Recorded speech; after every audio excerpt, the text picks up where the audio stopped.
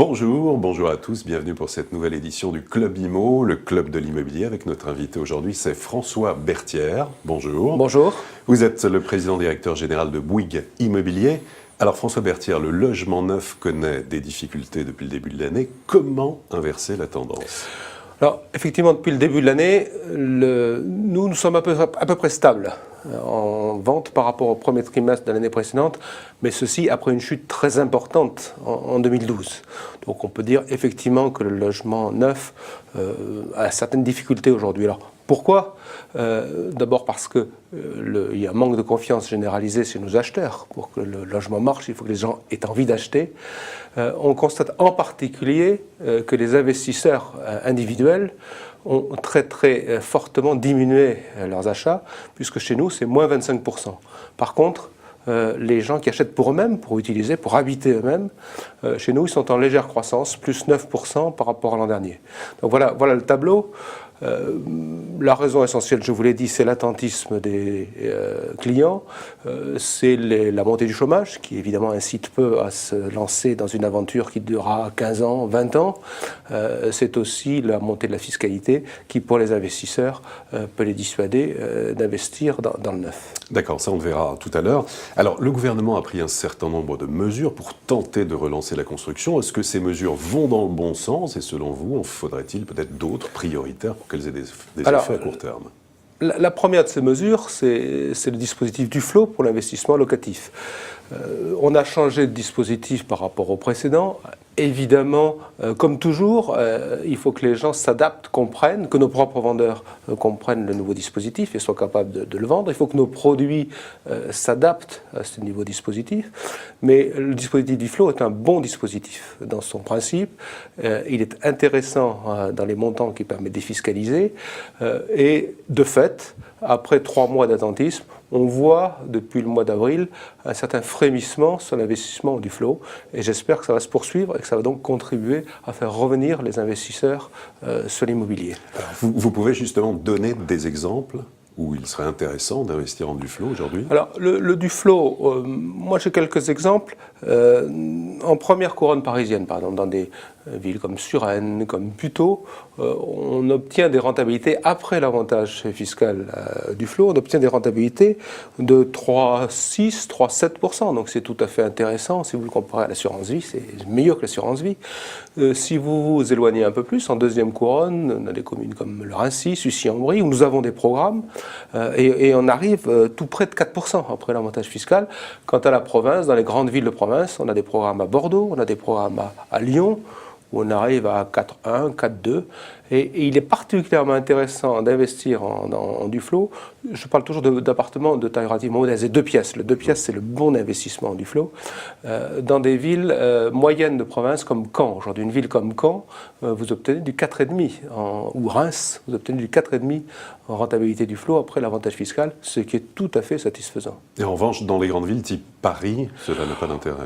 Pour Paris intramuros, les prix sont tellement élevés que compte tenu du plafonnement du dispositif Duflot, ça ne donne pas de très bon rendement. Mais les gens qui investissent à Paris, à la limite, ne cherchent pas d'avoir un rendement très élevé. Ils veulent protéger leur investissement et, par ailleurs, investir pour eux-mêmes. C'est un investissement patrimonial type, ce n'est pas un investissement de rendement. L'accession à la propriété résiste dans le neuf, mais comment aider davantage les jeunes ménages à accéder, à pouvoir s'acheter un logement neuf ? Est-ce que les prix ne sont pas encore trop élevés ?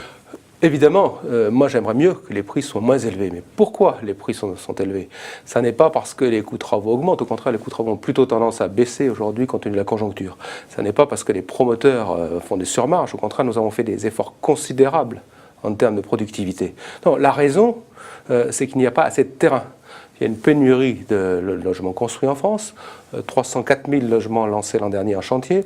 Cette année, on sera à 280, 290 000, donc on va baisser. Et comme il n'y a pas assez de foncier, ou comme on ne densifie pas assez, eh bien évidemment, les prix montent.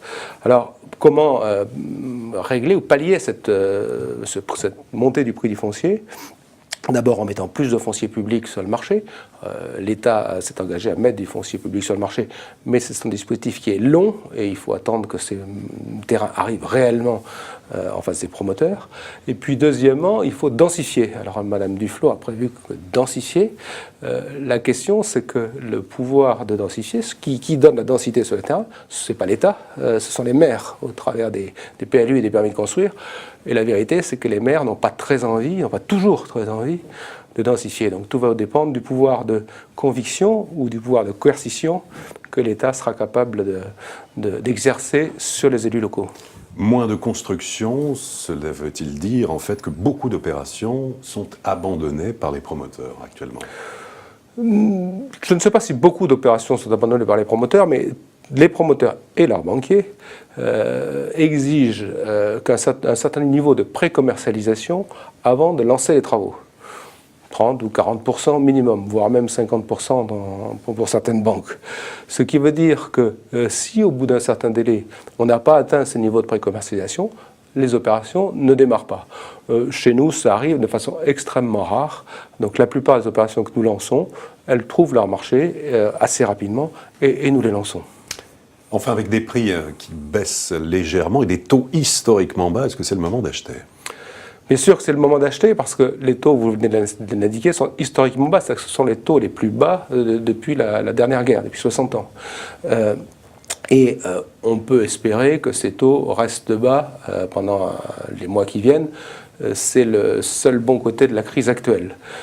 Deuxièmement, je vous l'ai dit, les promoteurs font des efforts. Nous avons une grande crainte, c'est d'avoir des logements terminés invendus.